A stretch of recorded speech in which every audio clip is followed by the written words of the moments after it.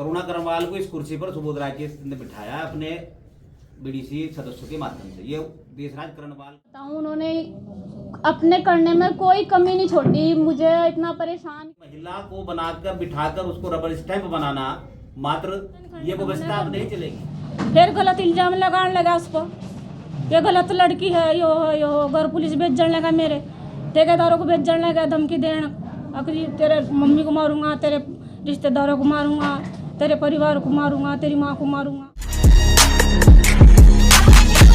तो क्या बताऊँ, मैंने तो ये सोचा था कि देखो, मुझे लगता था कि अपने जो होते हैं वो अपनों के साथ कभी गलत नहीं करेंगे।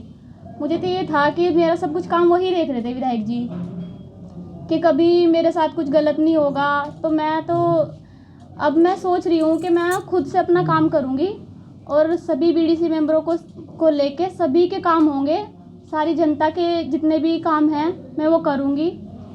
अच्छा, विवाद क्या रहा देशराज करनवाल जी के साथ आपका? विवाद तो जी बस मैं क्या बताऊँ, उन्होंने अपने करने में कोई कमी नहीं छोड़ी, मुझे इतना परेशान किया उन्होंने, मेरे घर पुलिस भेजी और जी मुझे इतना तंग कर दिया उन्होंने, मेरे ऊपर केस लगा। ये कारण क्या रहा?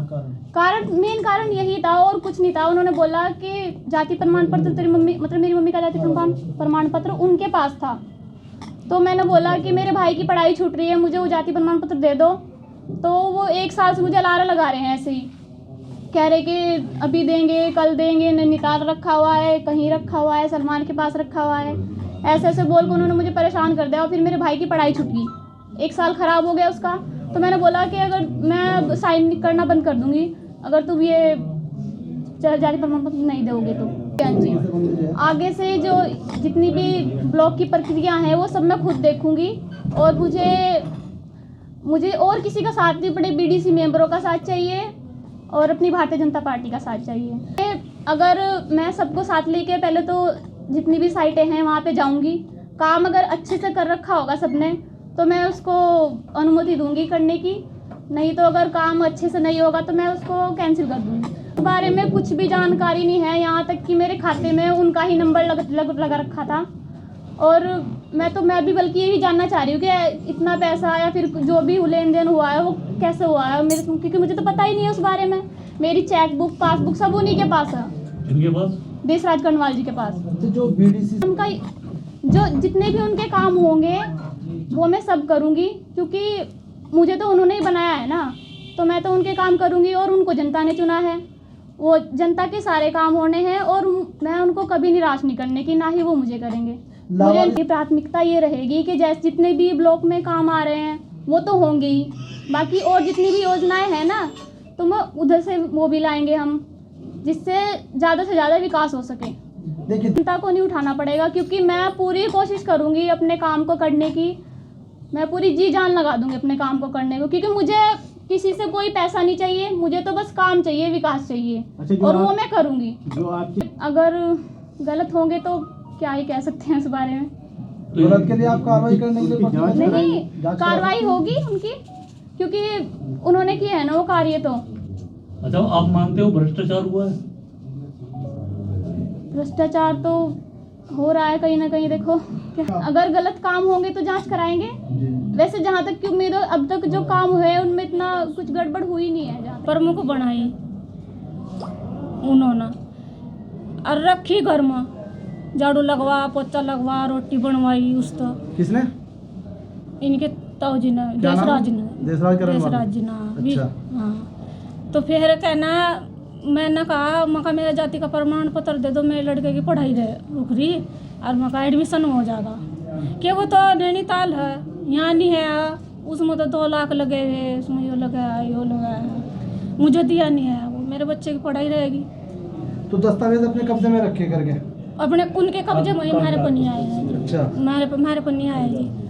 तो कहना फिर इन लड़की ने कह दिया कि जी मेरे भाई के नहीं बढ़ने के कागज नहीं बढ़ने और एडमिशन नहीं हो रहा, तो मैं साइन क्यों करूँ? इनने साइन करने तो मना कर दी। फिर गलत इल्जाम लगाने लगा उस पर, ये गलत लड़की है, यो घर पुलिस भेजने लगा, मेरे ठेकेदारों को भेजने लगा, धमकी देना, अखरी तेरे मम्मी को मारूंगा, तेरे रिश्तेदारों को मारूंगा, तेरे परिवार को मारूंगा, तेरी माँ को मारूंगा, ये तुझसे अन्य करने की। रोज पुलिस गरी गई मेरे बची हो क्या ना लड़की अपना संभालेगी बेचारी अपना काम करेगी। मैं तो नू इतनी पढ़ी लिखी नहीं, मैं तो गुंठा टेक हूँ, कोरे कागजों पर मेरे साइन ले रखे अपना डरा डरा का। ये तो आप लोगों को पता लग गया होगा, हमारी पार्टी का नारा है बेटी बचाओ बेटी पढ़ाओ, और निश्चित रूप से बेटियों के साथ अगर इस तरह की हरकतें होंगी तो किस तरह जवाबदेही बनेगी सरकार की भी और नेताओं की भी। मैं निश्चित रूप से कहना चाहता हूं देशराज करणवाल जी से, देशराज करणवाल को इस ब्लॉक में करुणा करणवाल को इस कुर्सी पर सुबोध राकेश ने बिठाया अपने बीडीसी सदस्यों के माध्यम से। ये देशराज करणवाल को अच्छी तरह पता है, उनको आप इस बारे में सवाल भी करना कि भाई जिस आदमी ने आपको उस व्यवस्था में लाके बिठाया आप उसी पर आरोप लगा रहे हैं। मैं निश्चित रूप से कहना चाहता हूं कि अपनी करने का फल भोग रहे हैं। उनकी वो बेटी जिसको बेटी कह रहे थे आज वो उनके सामने खड़ी है, उनके खिलाफ खड़ी है। इसका कारण क्या है उसका आत्ममंथन उनको करना चाहिए।